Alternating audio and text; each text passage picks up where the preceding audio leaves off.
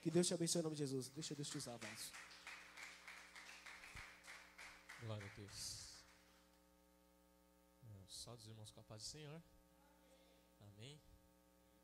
Quero agradecer a Deus, né, de estar aqui nessa casa de oração mais uma vez. Deus abençoe Natan, sua esposa. Deus abençoe a todos que estão aqui. Trago a paz do meu pastor Alexandre, com o pastor Erasmo. Deus abençoe. Culto abençoado, cheio da presença de Deus. Isso que é válido, nós chegarmos e sentirmos a presença de Deus. E eu sou muito grato a essa casa de oração, porque aqui foi a primeira vez que eu fui convidado para fazer uma campanha pelo Bispo Alexandre. Então eu recebi muitas bênçãos sobre essa casa de oração. E eu sou grato por isso, por tudo que Deus tem feito na minha vida, que Ele já fez e há de fazer, em nome de Jesus. Minha esposa, que me acompanha, está ali já de 9 meses, mas ela não para não. Faz trança, joga bola. Eu falo, meu Deus, como pode isso? Fomos para a pracinha, ficou jogando bola lá. Eu falei, ixi, se der de dedão já nasce a criança, aí não tem como, né? Mas sou muito grato a Deus essa manhã de estar retornando a essa casa de oração. Meus irmãos, vamos à palavra de Deus aqui. Vou trazer uma palavra que Deus colocou no meu coração, e o que o Natan falou no começo do culto aqui foi muito válido, porque falou de recomeço. E eu vou trazer uma mensagem aqui em Jeremias, capítulo de número 18, versículo de número 6. Uma palavra também que se trata de recomeço, ou certamente que Deus possa fazer tudo novo.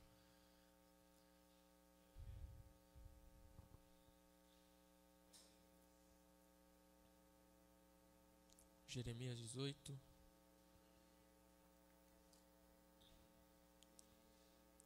verso 6.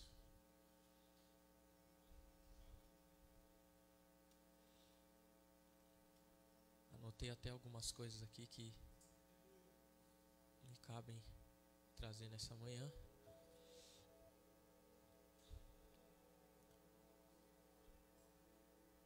Todos encontraram, meus irmãos? Amém? Vou estar lendo.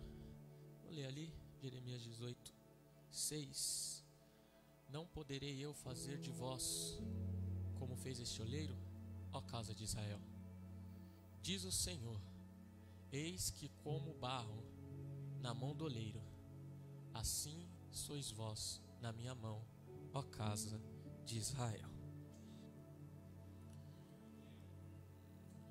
Meus irmãos, nós estamos diante uma palavra, ou certamente um texto que é muito pregado, ou certamente meditado por algum dos irmãos. E nós vamos ver que esse texto também ou esse tema, ou certamente esse texto bíblico, ele é geralmente colocado em festividades de vasos, encontros de vasos. E se tratando desse tema aqui nessa manhã, nós vamos saber que se trata de Jeremias, ou certamente o que Deus tem para fazer sobre o povo de Israel, ou que ele queria certamente mostrar e entender que era necessário fazer de novo. Nós vamos entender que no capítulo 1 vai vir o chamado de Jeremias. Nós sabemos que vai vir o plano de Deus sobre a vida de Jeremias. Nós vamos entender que Jeremias, ele é aquele que olha para aquilo, a tudo que Deus tem a fazer sobre a vida dele. Ele vai se achar pequeno, ou certamente ele vai se achar as coisas muito grandes para ele fazer. Só que nós sabemos que Deus, ele olha para Jeremias e vai dizer: olha, Jeremias, você sabe que desde o ventre da tua mãe eu te escolhi, ou certamente você já era meu. Ele está achando que a nação vai ser muito grande, ou certamente vai ser muito árduo para ele profetizar. E ele vai dizer: mas Senhor, eu não tenho essa capacidade, ou certamente para mim não dá para fazer tudo isso. Só que Deus já tinha um plano, certamente o nosso pai já tinha escolhido Jeremias para dizer: mas você vai profetizar. Eu vou colocar as palavras sobre a tua boca e você há de fazer aquilo que eu tenho sobre a nação. E nós sabemos que certamente quando o povo já não quer mais dar ouvido à voz de Deus, ou certamente já não quer mais ouvir a voz do Espírito Santo, Deus sempre levanta um para falar com a nação, seja individual ou seja para a nação toda. Certamente quando você está desanimado, ou está cansado, está querendo parar, querendo desistir, Deus sempre há de levantar, seja na palavra, ou seja um profeta individualmente vai levantar e vai dizer: olha, não pare, não desista, porque a obra ainda é contigo. Nós vamos entender que o começo disso tudo é basicamente isso. Certamente todo aquele que se acha pequeno, ou certamente não se acha digno de ser usado por Deus, Deus olha e fala: é você que eu quero para pregar o evangelho e para fazer a minha obra. Nós sabemos que nós temos exemplos dentro da Bíblia. Nós sabemos que tem Davi, que era o menor da tua casa, e certamente Deus vai de encontro, ou certamente envia o profeta para dizer: olha, vai à casa de Jessé e lá eu vou me prover de um rei. E todos nós sabemos que ele era o menor da casa, certamente ninguém poderia acreditar, mas Deus já estava vendo ele e falou: é você que eu quero, Davi, é você que eu levanto, é você que eu escolho, é você que eu quero para fazer a minha obra. Nós sabemos que existe também Moisés, Êxodo 4:10, ele vai dizer que tem a fala pesada, ou certamente não é digno, basicamente dizendo isso, que não dá para ele fazer, mas nós sabemos que Deus olha lá do céu e vai dizer: mas é você que eu quero, Moisés, para conduzir o povo, é você que eu levanto para fazer a minha obra. Nós sabemos exatamente que Gideão vai dizer a mesma coisa e vai falar: olha, minha família é a mais pobre de Manassés e eu sou o menor dessa casa. Só que Deus vai olhar e vai dizer: olha, não se preocupe, porque eu sou contigo, eu te ajudarei ainda. Não se preocupe, porque ei, eu te levanto, eu te escolho, eu faço a obra sobre a tua vida. Não tem como fugir quando Deus tem algo a fazer. Oh glória! Mas nós sabemos que esse é o início das circunstâncias. Jeremias é aquele que vem para tratar, ou certamente enviado por Deus para tratar com o povo que já não estava mais querendo ouvir a voz de Deus, ou certamente não estava dando mais crédito. Então nós vamos entender que no capítulo de número 2 vai dizer assim: olha, e veio a mim a palavra do Senhor dizendo: vai e clama aos ouvidos de Jerusalém, dizendo: assim diz o Senhor, lembra-me de ti, da beneficência da tua mocidade e do amor do teu noivado, quando me seguias no deserto, numa terra que não se semeava. Nós vamos entender que ele vinha tratando com o povo porque o povo só era fiel no deserto, só dava valor a Deus certamente quando estava no deserto. E quando tudo isso acaba, o povo quer fazer bem o que entende, bem o que acha. E nós sabemos muito bem que a obra de Deus não funciona assim.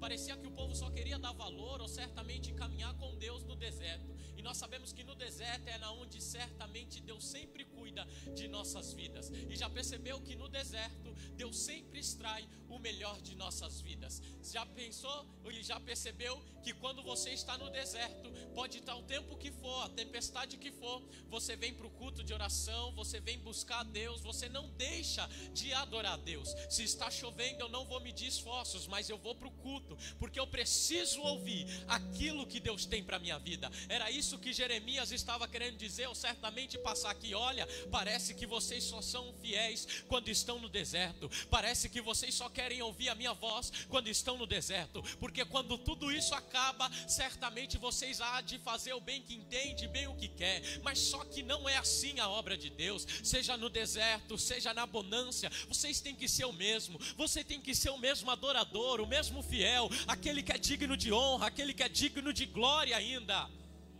Só que nós vamos saber que no versículo 13 vai dizer assim: olha, porque o meu povo fez duas maldades, a mim me deixaram um manancial de águas vivas e cavaram cisternas de rotas que não retêm águas.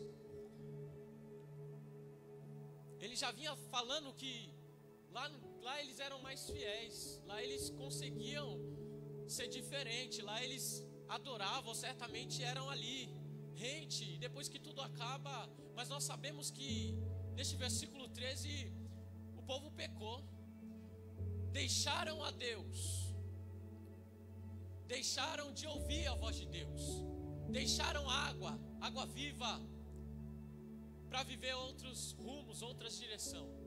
E nós vamos ver que, além disso, eles cavaram cisternas de rotas, ou certamente que não retém água. É a mesma coisa que eu colocar água num balde furado. O povo estava desse jeito. Deixaram de adorar um Deus vivo para viver outros deuses. E aí então é por isso que o propósito de Deus é levantar Jeremias para tratar com o povo e dizer: olha, Deus está dando uma oportunidade de arrependimento. Deus está dando uma nova chance de arrependimento. Porque uma coisa é eu adorar a Deus e não me arrepender. Mas aqui o povo deixou de adorar um Deus vivo para viver do jeito que quer, da maneira que quer. Então é por isso que Deus está levantando Jeremias para tratar com o povo. É por isso que Deus está levantando Jeremias para dizer: olha, vocês têm um Deus, e esse Deus está dizendo que ainda há tempo de se arrepender de tudo isso que vocês fizeram. Mas vamos lá.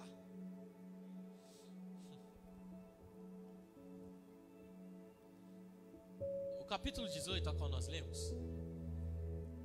porque só para nós entendermos algumas coisas, o capítulo 18 a qual nós lemos, nós vamos saber que aqui não vai mostrar a forma que Jeremias estava, não vai se tratar a maneira que Jeremias se encontrava, mas nós sabemos que vai dizer: a palavra do Senhor veio a Jeremias dizendo: olha, levanta-te, vírgula. Só que o porém aqui vamos saber que não falava se ele estava deitado, a maneira que ele se encontrava na presença, ou certamente a maneira que ele estava. Mas a primeira opção, ou certamente aquilo que Deus fala sobre a vida de Jeremias é: levanta-te. Porque não tem como Deus falar conosco se nós não se levantarmos da presença de Deus. Não tem como Deus mostrar aquilo que Ele quer fazer se nós não ficarmos de pé na presença de Deus. Nós vamos lá, Josué capítulo de número 1, nós sabemos muito bem que o que acontece. Moisés vai falar com Josué: Josué, você pode estar triste, você pode estar abatido, mas agora é tempo de se levantar na minha presença. É tempo de caminhar firme agora.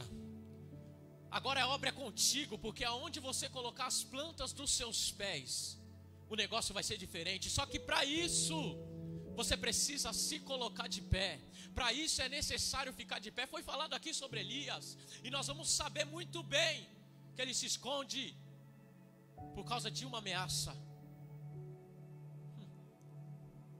Só que aí ele vai pedir a morte.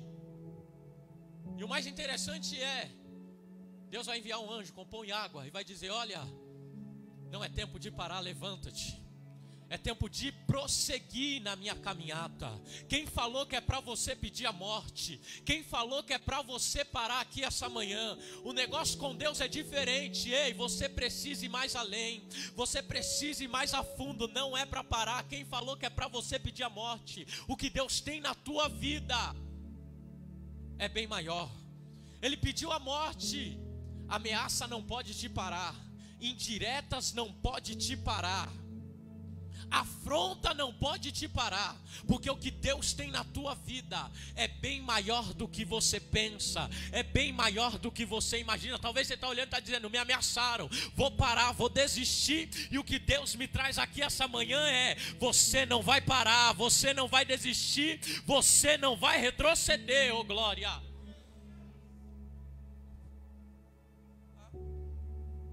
Levanta-te. É a mesma coisa que vai dizer: olha, e veio a palavra do Senhor a filho de Amitai dizendo: levanta-te, vírgula, vai a Nínive. Só que aqui nós vamos entender que quando disse isso, foi: olha, antes de você corrigir o povo, antes certamente de você tratar com o povo, primeiro fica do jeito que eu quero. O problema de algumas circunstâncias é: eu quero tratar com alguém, mas nem toda maneira que Deus manda.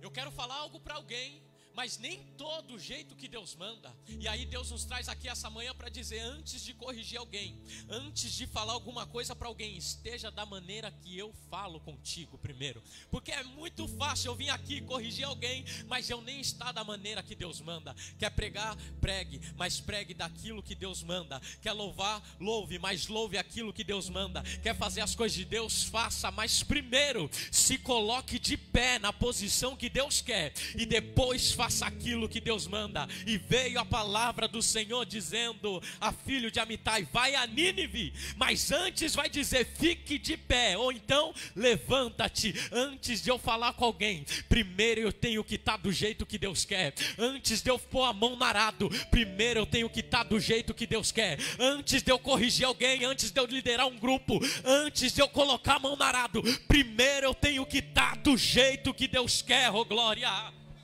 É mandarai a céu e Deus. Mas vamos lá. Aí vai dizer: olha, agora que você está de pé, levanta-te, vírgula, agora desce. O mesmo Deus que falou para Jeremias se levantar é o mesmo Deus que agora vai olhar para Jeremias e vai dizer: só que agora você desce. O que Deus estava querendo propor ou certamente passar é: primeiro você ficou de pé, certo? Agora você está apto a fazer as coisas que eu tenho. Só que para você ouvir e saber o que eu tenho, você tem que descer. A primeira coisa que Deus vai fazer sobre a minha vida e a tua vida é: olha, fica de pé. Só que agora, para você saber o que eu tenho sobre a tua vida e sobre a vida das pessoas que eu há de usar a sua vida, agora você tem que descer.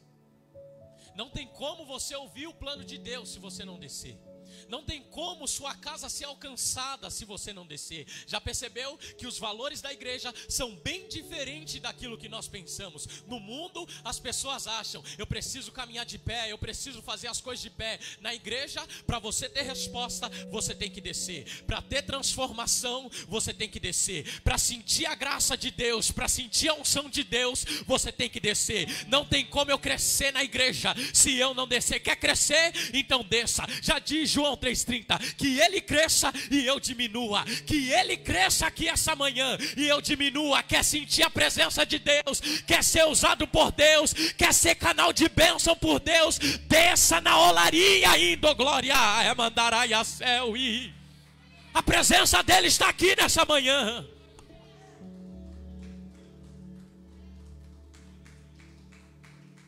É Jesus, oh glória. Aí vai dizer: só que agora desce, porque para você saber os planos que eu tenho que lhe mostrar, é necessário descer. Porque você não vai ouvir qualquer voz agora, você não vai ouvir qualquer pessoa agora, Jeremias. Então agora você desce. O mesmo Deus que falou para ficar de pé, agora manda ele descer. As coisas de Deus, a gente para pensar, imaginar, falou: oh Deus, mas tudo bem, desce a casa do oleiro e lá eu te farei ouvir as minhas palavras. Quero que nós estamos falando agora, que vai dizer que ele não vai ouvir qualquer voz, ou certamente não vai ouvir qualquer conselho ou qualquer palavra. Vai ouvir a voz do Espírito Santo. Foi como foi louvado aqui, ou certamente dito aqui no meio dos louvores da adoração, que nós pedimos conselho a tantas pessoas. Nós procuramos refúgio em tantas pessoas, ou certamente desabafamos ou falamos algo particular da nossa vida para algumas pessoas. Só que o maior conselho que nós temos ainda é a voz do Espírito Santo. A maior estratégia para as nossas vidas, para nos dar vitória, é a voz do Espírito Santo. Não tem como. Você pode procurar muitos conselhos, mas igual a voz do Espírito Santo não tem. Igual esse Deus que nós servimos não tem. Mas vamos lá. E desci à casa do oleiro e vi que ele estava fazendo a sua obra sobre as rodas. Todos nós já ouvimos muito bem isso e sabemos que Deus ele quer mostrar certamente para Jeremias aqui que ele há de fazer, ou certamente ele está mostrando para Jeremias que ele vai fazer tudo novo. Porque já não querem mais dar ouvido, mas ele vai falar: olha, eu estou dando um novo tempo, um novo momento de arrependimento, de dizer que vai chegar um novo tempo, mas para isso eu vou ter que refazer, ou certamente fazer tudo novo. Porque não tem como eu prosseguir se continuar a mesma coisa. Não tem como eu continuar fazendo as mesmas coisas, sendo que não quer dar ouvido. Então Deus vai falar: olha, eu vou fazer tudo novo, eu vou recomeçar. Mas tudo bem, vai apertar um pouco, mas entenda, mas quem está refazendo, quem vai moldar, quem vai fazer, ainda é o oleiro, é o dono da casa, é o dono da obra, é o dono de tudo. Às vezes vai doer, vai apertar um pouco, mas quem está no controle de tudo ainda é o nosso Senhor Jesus Cristo Nazareno, glória. Vamos lá, e Ele está fazendo, todos nós sabemos que faz, não dá certo, Ele molda de novo, Ele faz de novo, quantas vezes for necessário. Enquanto certamente não estiver da maneira que Deus quer, Deus certamente vai fazer, recomeçar tudo de novo. E para Ele não tem problema, porque Ele é o dono de tudo e Ele manda em tudo. E nós vamos entender que o tratamento dele é de dentro para fora. Todos nós bem conhecemos esse texto e sabemos bem disso tudo. O tratamento de Deus é bem diferente. O tratamento de Deus é aqui, no nosso interior. Ele trata o lado de dentro. Se nós certamente estamos caminhando errado, Deus vai lá e falar: eu preciso mexer nesse vaso, eu preciso tratar com esse vaso, ou certamente eu preciso moldar essa pessoa. Nós sabemos que Ele trata o vaso, coloca no fogo, tira do fogo, coloca no fogo, tira do fogo. Enquanto não estiver bom, Ele coloca no fogo de novo, tira do fogo de novo. Se tiver alguma coisa rachada, Ele tira, refaz, coloca no fogo de novo. E algumas pessoas vão dizer: mas está doendo. Mas Ele vai dizer: mas não se preocupe, porque está nas minhas mãos ainda, glória. E quando se trata de vaso, nós sabemos que 2 Timóteo capítulo 2, se eu não me engano, versículo de número 20, que existem muitos vasos, vasos de ouro, vasos de prata, vasos de bronze, vasos de madeira.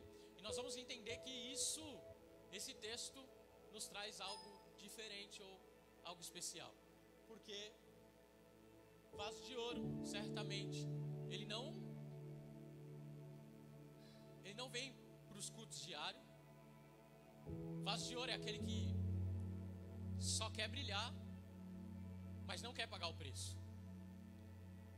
Só quer aparecer, mas sequer vem nos cultos de doutrina ou na escola bíblica dominical. E quando tem festividade é o primeiro a estar.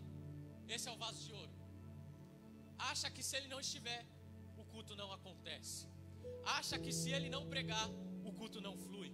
Acha que se ele não for líder ou não dirigir algo na igreja, o culto não acontece. Esse é o vaso de ouro. Se eu estivesse lá, eu faria melhor. Se eu estivesse lá, as coisas aconteceriam melhor. Se eu estivesse lá, o culto fluiria melhor. Mas entenda uma coisa: vaso de ouro só está quando tudo está bem. Porque na hora da tempestade, na hora da crise, na hora da pandemia, cadê o culto? Cadê o vaso de ouro? Estou com medo de aparecer no culto. Vai no mercado, vai no visitar o vizinho, vai aonde for, mas chega na hora do culto, dá uma desculpa: eu estou com medo dessa pandemia. Mas entenda uma coisa: o mesmo vaso que você é aqui, você tem que ser lá fora. O mesmo adorador que você é aqui, você tem que ser lá fora. E eu estou cheio de Deus aqui essa manhã para dizer: você não é vaso de ouro, você não é vaso de prata, você é vaso de barro ainda, glória.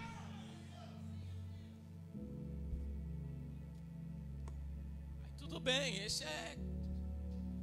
Tem um vaso de prata, choveu, enferrujou, sumiu. Vaso de madeira, pegou fogo, virou cinza, acabou. Aí é por isso que Deus gosta do vaso de barro. É por isso que Ele ama o vaso de barro.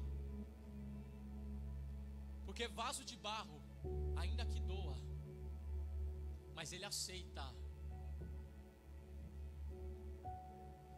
Ainda que fique estreito, mas Ele fala: eu não vou te abandonar, Deus. ainda que possa doer na alma, mas ele diz: eu não largo esse evangelho por nada.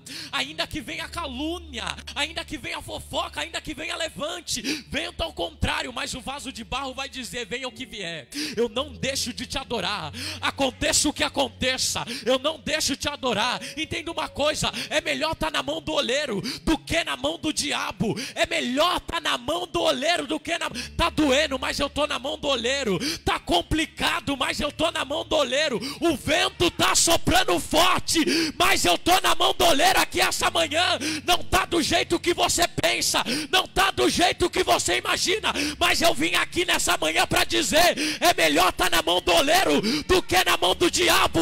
É melhor estar na mão do oleiro do que na mão do diabo. Oh, glória, remandarai a céu. Meu Deus.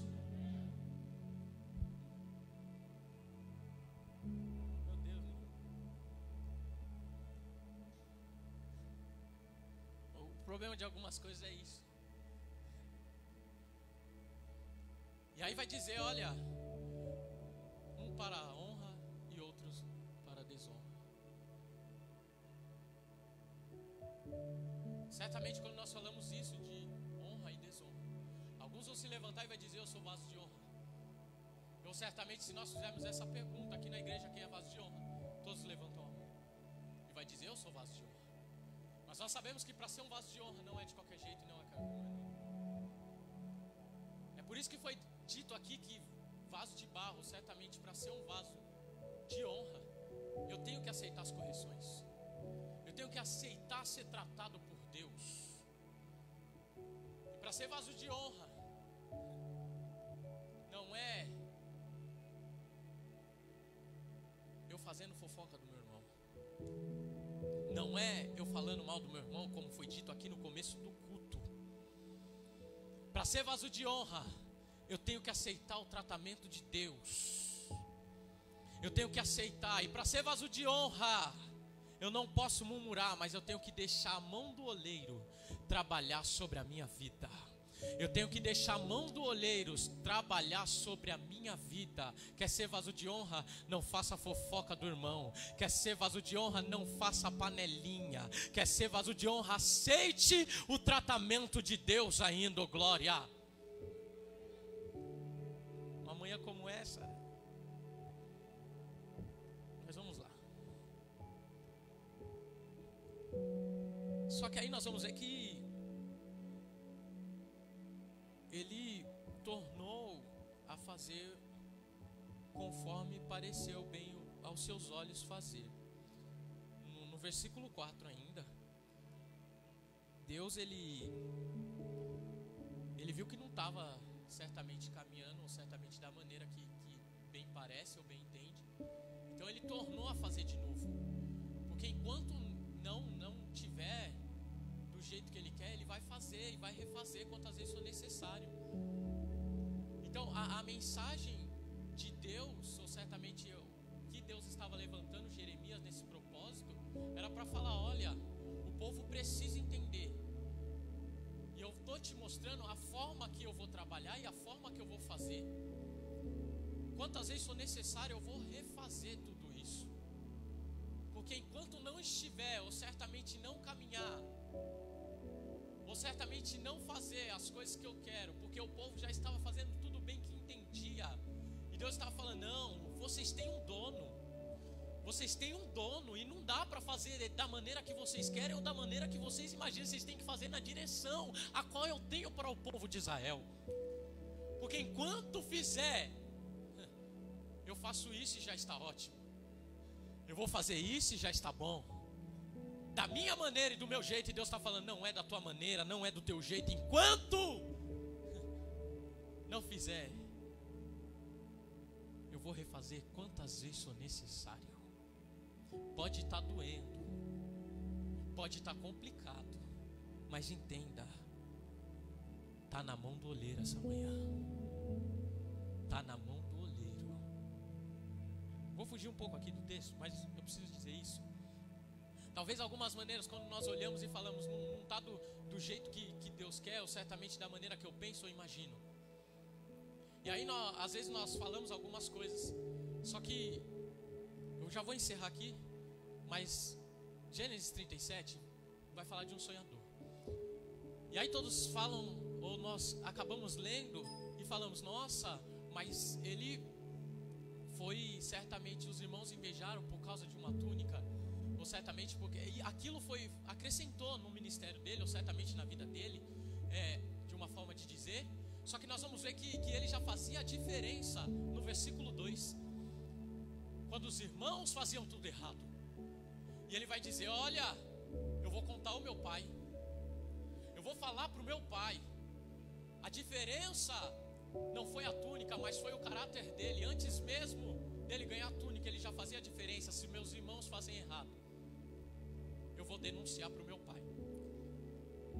Vai doer um pouco, mas entenda, quando alguém faz alguma coisa de errado, nós estamos vendo, alguém compartilha, alguém divulga, alguém fala alguma coisa, o irmão errou, eu vou compartilhar com o meu irmão, o irmão pecou, eu vou compartilhar com o meu irmão. Entenda uma coisa, se você não está gostando de algo, denuncia para Deus, fala com o pai. Ele contou tudo para o pai, porque ele falou, quem pode resolver não é o homem, mas quem pode resolver a circunstância ainda é meu pai. Quem pode mudar a trajetória não é o homem, mas é Deus. Quem muda a circunstância, quem muda o quadro das coisas não é o homem, mas é Deus. Denuncia, fala para o pai, conta para o pai. Senhor, eu não estou gostando disso, mas eu vou contar para o meu pai. Senhor, não está certo isso, mas eu não vou contar para o homem, mas eu vou contar para o meu pai. Eu vou falar para o meu pai. Pode ter certeza que quando eu conto para o pai, quando eu falo com o pai, quando eu converso com o meu pai, as coisas voltam ao lugar, oh glória. Se coloque de pé, nós já vamos encerrar aqui, já deu horário ali. Aí nós vamos encerrar aqui. Pode louvar ainda? Dá tempo? Grupo de louvor aí, os meninos aí, porque a varoa tá no descanso, tá no repouso ali. Aí vai dizer no versículo 6, e aqui nós encerramos e os meninos louvam. Porventura não poderei eu fazer de vós, como fez este oleiro à casa de Israel. Eis que como o barro na mão do oleiro, assim sois vós na minha mão, ó casa de Israel. Nós vamos ver que as circunstâncias aqui era para dizer, olha, eu estou mudando tudo, ou certamente assim é a casa de Israel nas minhas mãos, assim é o povo de Israel nas minhas mãos. O que ele estava querendo mostrar para Jeremias era, olha, está tudo na palma da mão de Deus, e ele vai ter que refazer tudo de novo, ou mudar toda a história de novo. Ainda que vá doer algumas coisas, e nessa manhã, ainda que eu não sei o que está doendo na tua vida, a casa de Israel, ou povo de Israel, o que está doendo dentro do teu coração, ou certamente o que tem doído na tua trajetória. Mas entenda nessa manhã, eu quero que você não saia daqui tipo, nossa Deus, mas eu quero que você saia daqui sabendo que você está na mão do oleiro essa manhã. Pode estar doendo o que for, não está da maneira que eu penso, da maneira que eu imagino, das maneiras que eu tenho planejado, mas entenda uma coisa aqui essa manhã, ó casa de Israel, vocês estão na mão do oleiro, e se quiser soltar o louvor pode soltar, porque você aqui nessa manhã, você não chegou aqui para ouvir qualquer coisa, ou certamente para ouvir qualquer história, não, você veio aqui ouvir a voz do Espírito Santo, e o que Deus veio tratar comigo e com você, porque corta primeiramente aqui para mim, porque eu estou anunciando, pregando a palavra, mas eu quero dizer para você, ainda que doa, mas continua na mão do oleiro, ainda que possa estar complicado, mas continua na mão do oleiro, ainda que não esteja da maneira que você pense, da maneira que você imagina, mas entenda uma coisa, não saia da mão do oleiro, persista, insista, não desista, porque é melhor estar na mão do oleiro aqui essa manhã, ainda que possa estar doendo, você está dizendo, eu estou gemendo, mas Deus está dizendo, olha, fica tranquilo, que eu estou refazendo tudo de novo sobre a tua vida, não vai ficar da mesma maneira, não vai ficar do mesmo jeito, porque quem está no controle da situação ainda é Deus, quem está no controle é o oleiro, e Ele está dizendo, está na palma da minha mão, essa manhã você, a tua casa, a tua família, está dizendo, está na mão do oleiro, não está do jeito que você pensa, mas está na mão do oleiro.